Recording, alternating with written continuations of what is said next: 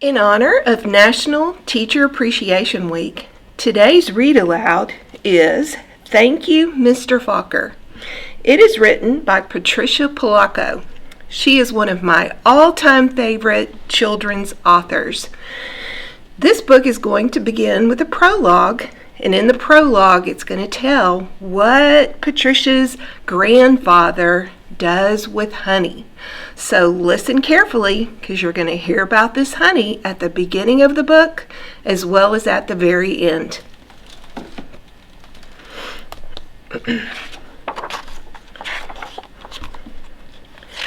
Thank You, Mr. Fokker by Patricia Polacco. The grandpa held the jar of honey so that all the family could see. Then dipped a ladle into it and drizzled honey on the cover of a small book. The little girl had just turned 5. "Stand up, little one," he cooed.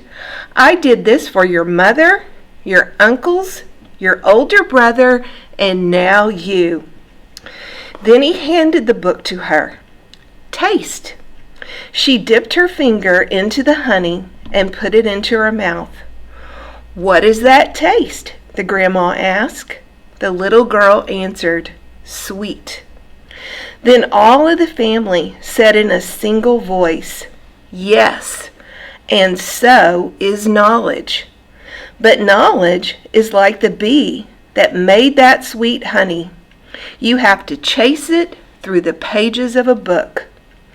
The little girl knew that the promise to read was at last hers.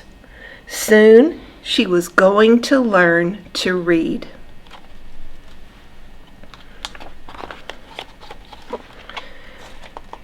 Tricia, the littlest girl in the family, grew up loving books.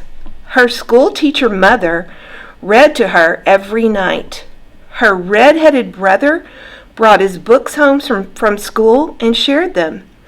And whenever she visited the family farm, her grandfather or grandmother read to her by the stone fireplace. When she turned 5 and went to kindergarten, most of all she hoped to read. Each day she saw the kids in the first grade across the hall reading, and before the year was over, some of the kids in her own class began to read. Not Tricia.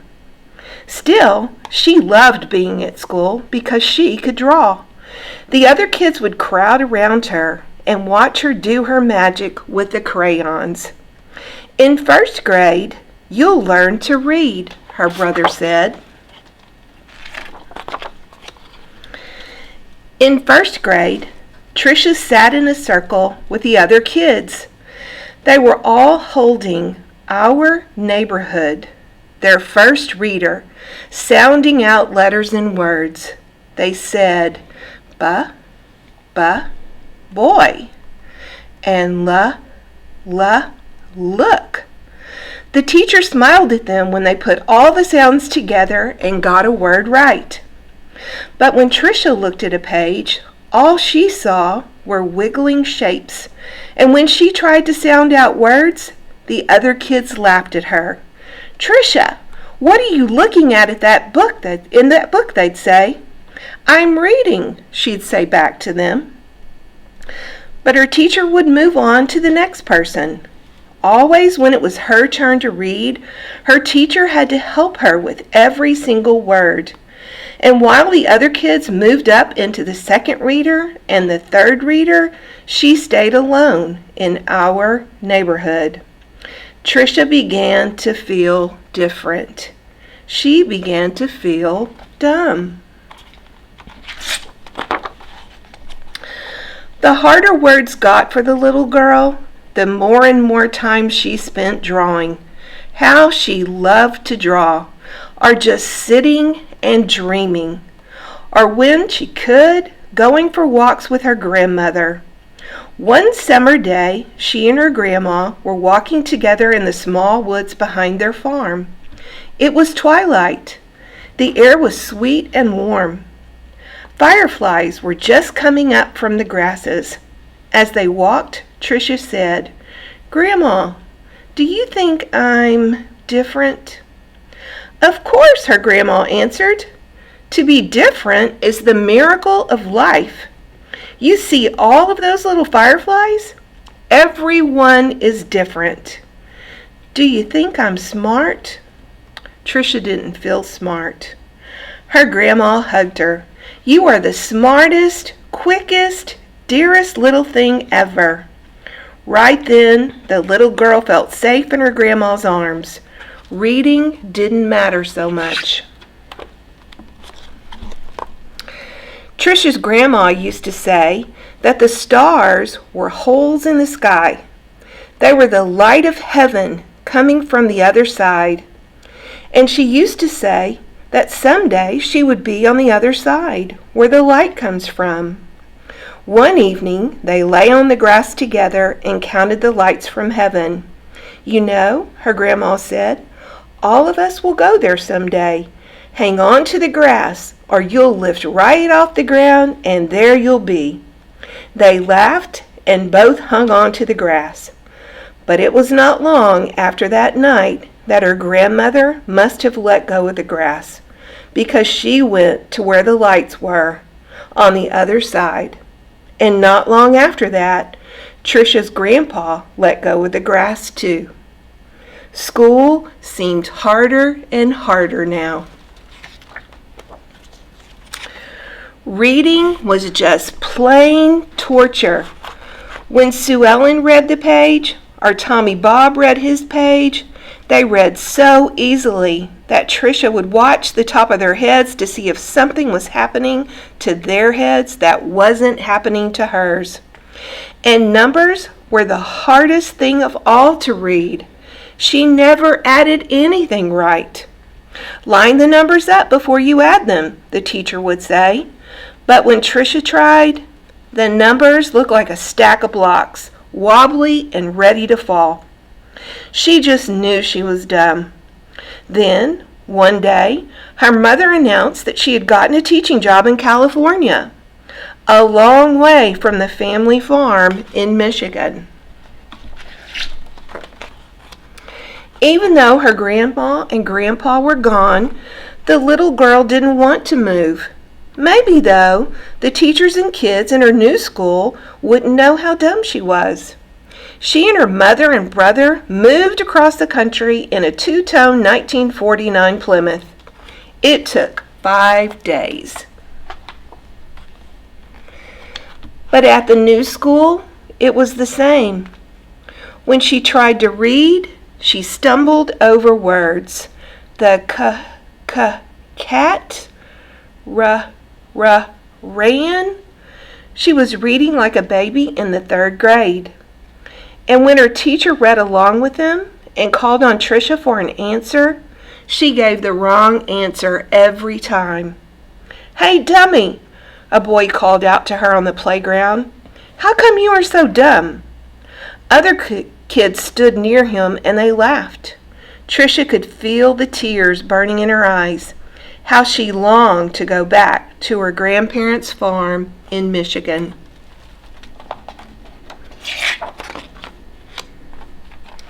Now Tricia wanted to go to school less and less.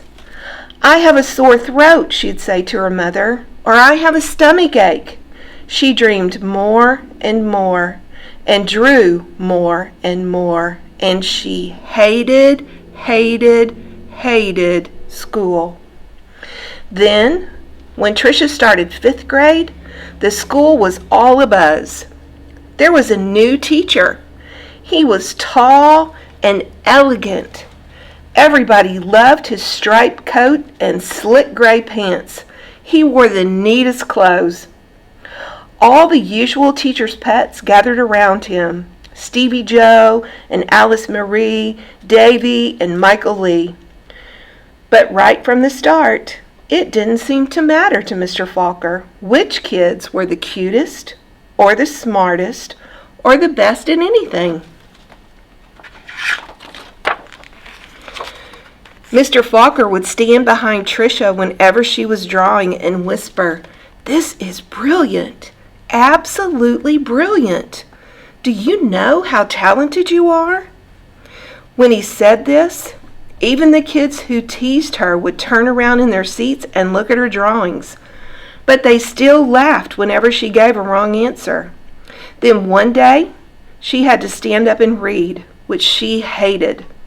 She was stumbling through a page in Charlotte's Web, and the page was going all fuzzy when the kids began to laugh out loud. Mr. Falker, in his plaid jacket and his butterfly tie, said, "Stop! Are all of you so perfect that you can look at another person and find fault with her?"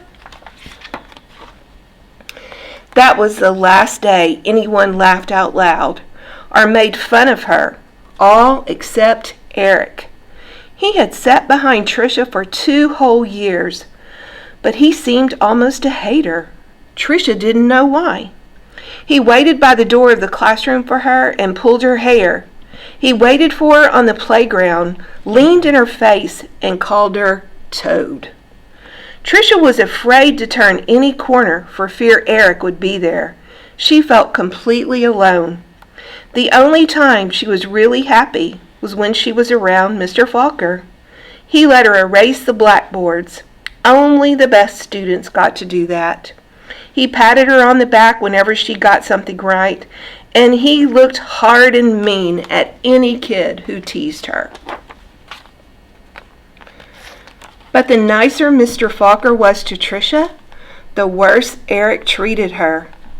He got all the other kids to wait for her on the playground or in the cafeteria or even in the bathroom, and to jump out and call her stupid or ugly. And Tricia began to believe them.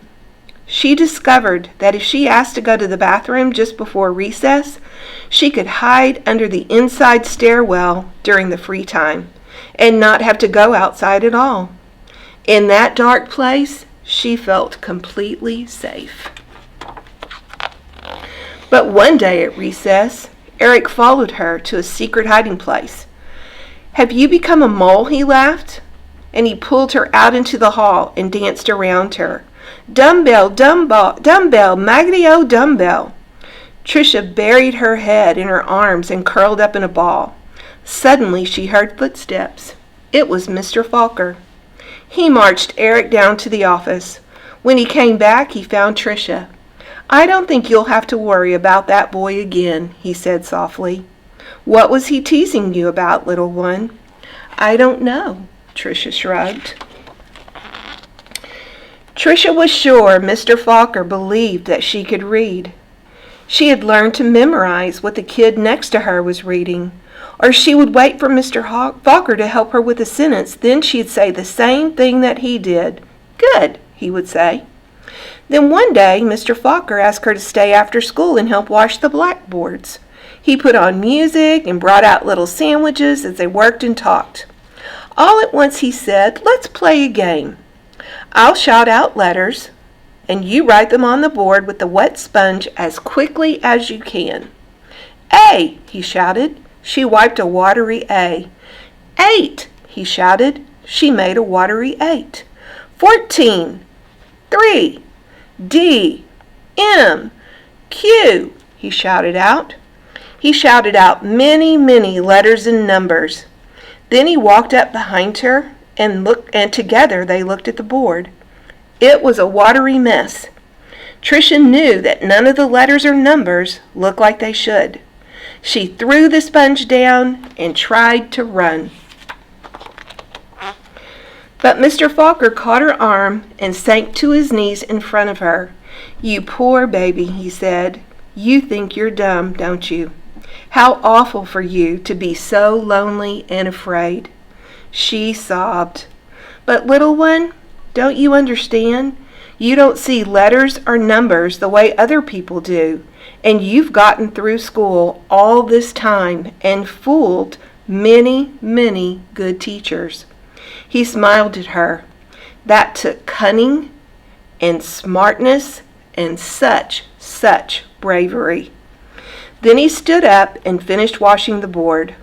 "We're going to change all that, girl. You're going to read. I promise you that." Now, almost every day after school, she met with Mr. Falker and Miss Plessy, a reading teacher. They did a lot of things she didn't even understand. At first she made circles in sand, and then big sponge circles on the blackboard, going from left to right, left to right. Another day they flicked letters on a screen, and Tricia shouted them out loud. Still other days she worked with wooden blocks and built words. Letters, letters, letters, words, words, words, always sounding them out, and that felt good. But though she'd read words, she hadn't read a whole sentence, and deep down she still felt dumb. And then one spring day, had it been 3 months or 4 months since they had started, Mr. Falker put a book in front of her. She'd never seen it before. He picked a paragraph in the middle of a page and pointed at it. Almost as if it were magic, or as if light poured into her brain, the words and sentences started to take shape on the page as they had never had before.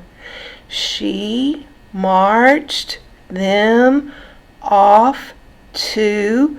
Slowly, she read a sentence, then another, and another, and finally she'd read a paragraph, and she understood the whole thing.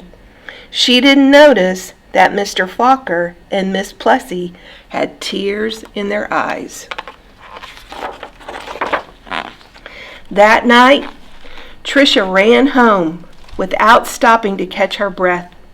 She bounded up the front steps, threw open her front door, and ran through the dining room to the kitchen. She climbed up on the cupboard and grabbed a jar of honey. Then she went into the living room and found the book on a shelf, the very book that her grandpa had shown her so many years ago. She spooned honey on the cover and tasted the sweetness and said to herself, "The honey is sweet, and so is knowledge. But knowledge is like the bee who made the honey. It has to be chased through the pages of a book." Then she held the book, honey and all, close to her chest. She could feel tears roll down her cheeks, but they weren't tears of sadness. She was happy, so very happy. That's the end of the story, but there's one more page I want to share. The rest of the year became an odyssey of discovery and adventure for the little girl. She learned to love school. I know, because that little girl was me, Patricia Polacco. I saw Mr. Falker again some 30 years later at a wedding. I walked up to him and introduced myself. At first he had difficulty placing me. Then I told him who I was and how he had changed my life so many years ago. He hugged me and asked what I did for a living. "Why, Mr. Falker," I answered, "I make books for children." "Thank you, Mr. Falker. Thank you." Thank you for listening today. And now I want you to do something very special. Since it is National Teacher Appreciation Week, take a few minutes and write a thank you note to your teacher or a very special teacher who has impacted your life. Kind words that come from your heart will mean more to your teacher than any gift you could buy. So please take a few minutes to write a note to your teacher and send it to her in the mail. We'll make sure she gets it if she's a Dickinson ISD teacher. And also, don't forget to say thank you to your mom or dad or your grandparent or an older brother or sister who might be helping you with your lessons at home while our schools are closed. They deserve your very special thanks too. Thanks for listening today. Thanks for acknowledging the special efforts of the wonderful teachers we have in Dickinson ISD. Take care, and we hope to see you again very soon.